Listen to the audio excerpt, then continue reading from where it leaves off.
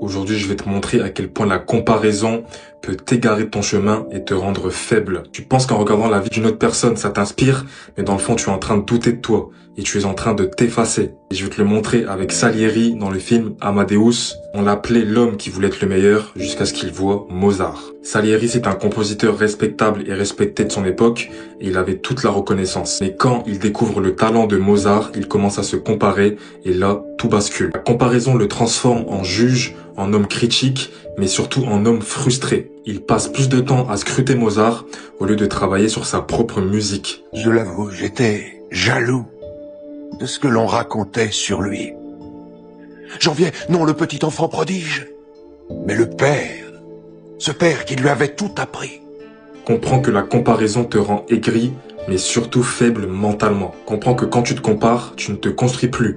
Tu deviens une personne médiocre et tu commentes uniquement la vie des autres. C'est parce que tu te compares que tu deviens jaloux et aigri, uniquement parce que tu es rongé par ton ego. Comprends qu'un homme centré, il s'inspire, mais un homme perdu, il se compare et il se rabaisse. Comprends bien que la comparaison crée des frustrés et l'action crée des rois. La deuxième chose dans ça, c'est que ça te fait oublier ta propre valeur et tout ce que tu as déjà bâti. Salieri avait un don pour la musique, mais il l'a enterré à cause de l'amertume de ce qu'il n'était pas. Il voulait devenir le meilleur uniquement parce qu'il voulait briller plus que Mozart. Il s'égare de son propre chemin et il passe de respecter à oublier, pendant que Mozart écrit sa propre légende. Vous êtes la plus brillante étoile qui brille dans notre firmament. Vous êtes l'honneur de Vienne et le mien. Comprends que tu peux avoir du feu en toi, mais si tu regardes le feu des autres, tu finis perdu sous la brume.